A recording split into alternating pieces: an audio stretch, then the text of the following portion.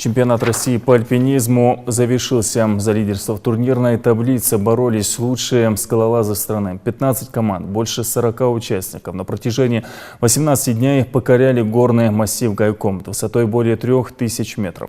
Участникам были представлены 16 маршрутов, 12 из которых относятся к высшей категории сложности. Опасные участки, непогода, скалы с почти отвесными обрывами. Борьба за звание лучших оказалась непростой.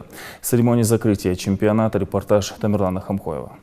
Чемпионат России по альпинизму в техническом классе впервые прошел в республике. Лучшие спортсмены со всей страны приехали покорять малоизведанные горы Ингушетии.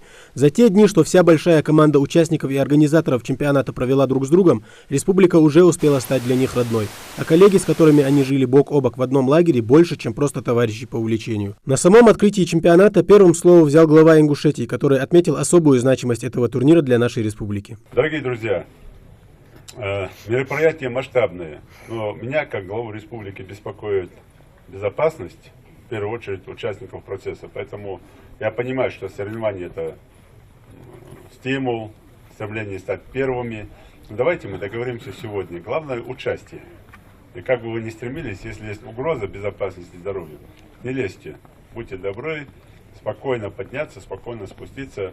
И вместе будем с вами закрывать это торжественно хорошее мероприятие, которое посвящено, как я уже говорил, Дню Республики. Квалификационный этап соревнований под названием «Школа» стартовал 2 февраля. В нем приняли участие 10 альпинистских связок с участием всех 15 команд. Соревновались скалолазы на трассе, подготовленной мастером спорта международного класса по альпинизму Валерием Болезиным. Проходил первый этап на протяжении 2 дней. По его итогам самая быстрая команда первой выбирала для себя маршрут. Бесспорно, лидером на этом этапе проявила себя команда Красноярск-1. Сложная задача стояла перед судейской коллегией так сделать, чтобы команды пошли все маршруты, чтобы они были все интересные, чтобы они все маршруты стимулировали борьбу за первое, второе, за призовые места.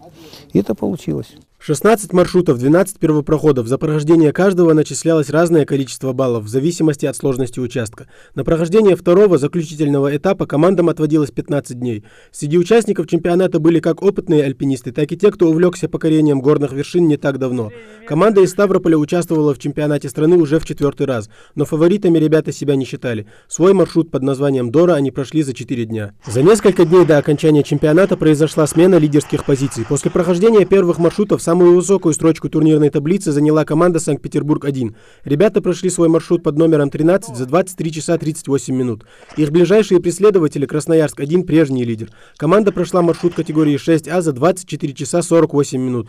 Условия для восхождения порой бывают далеки от идеальных. Но в этом вся прелесть альпинизма. Сложность пройденного маршрута говорит о высоком классе участников. Однако в горной Ингушетии в период первых восхождений погода по меркам альпинистов стояла даже слишком теплая. На самом деле мы готовились к более суровой погоде, холодной, поэтому у нас было очень много вещей, теплых вещей, спальник, пуховые полукомбинезоны, куртки. Но это могло и не пригодиться, потому что стояли жаркие теплые дни, и мы лезли в тепле.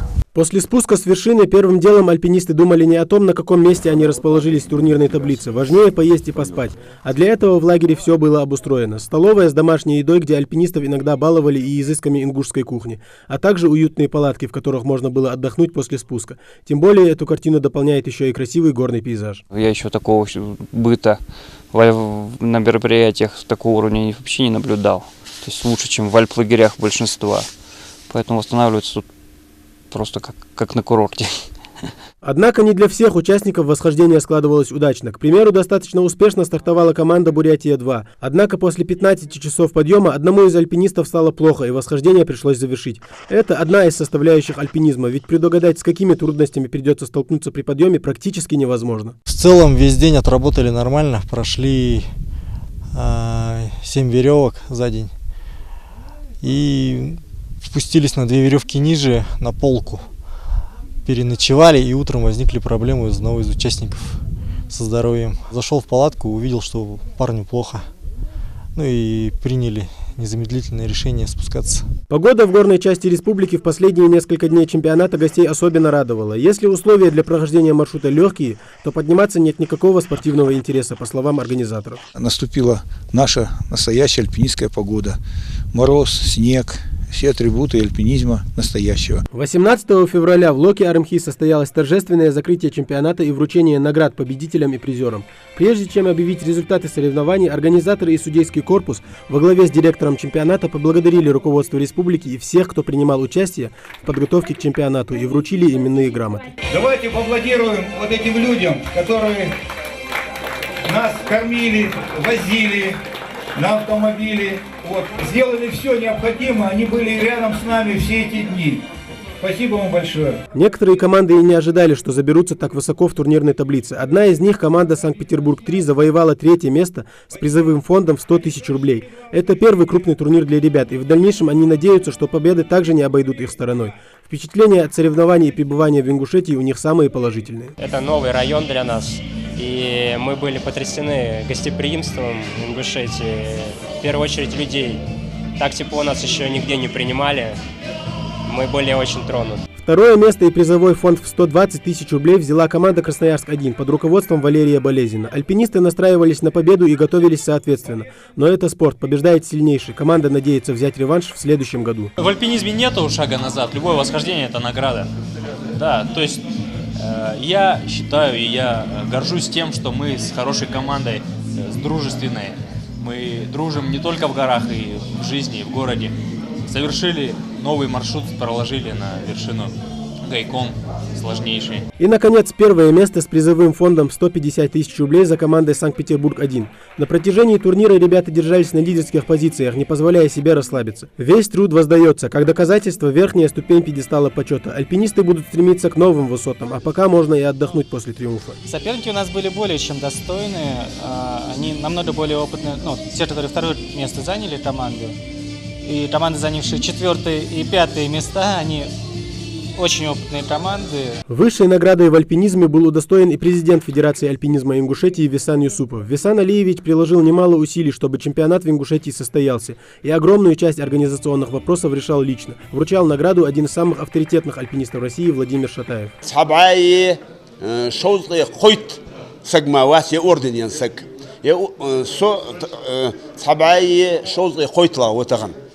يا أوردن يلر ويقمن سعني خن أجيات يا أوردن ويقمني حن يالشي يا أوردن إجرسيد الجوا أوردن لارجي альпинизме. У альпинизма в Ингушетии большое будущее, отметили участники. Запланированное строительство альплагеря позволит готовить альпинистов, где старшее поколение будет передавать накопленный опыт молодым спортсменам. Я 40 лет назад был здесь. Я потрясен до сих пор, увидев сравнение то, что было и то, что сейчас. И с точки зрения альпинизма, то, что есть занимающийся альпинизмом в Ингушетии, а главное тем комфортом, которые были окружены участники. Чемпионат России по альпинизму в Горной Ингушетии прошел на очень высоком организационном уровне. В один голос эту мысль подхватили все гости. Начиная с быта альпинистов и заканчивая решением внештатных ситуаций, все прошло почти идеально. Глава сказал, что вот на этом месте, где мы сейчас развернули свой полевой лагерь для альпинистов, вот там будет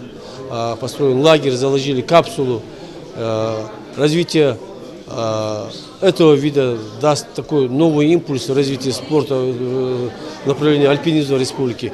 Подтянутые молодые ребята у нас. Особое внимание было приковано к судейскому корпусу. В альпинизме обычно претензий к судьям не бывает, но работа эта все равно требует большой самоотдачи и ответственности. Судьи, в свою очередь, отметили особую роль СМИ в освещении чемпионата. По их словам, с таким интересом жителей республики к альпинизму они сталкиваются впервые. Мы очень-очень редко встречаемся со средством массовой информации. В основном, когда приезжаем домой, в город, иногда позвонит кто-то, а вы не могли бы рассказать про горы. Приезжает журналист, что-то спросил, я ответил.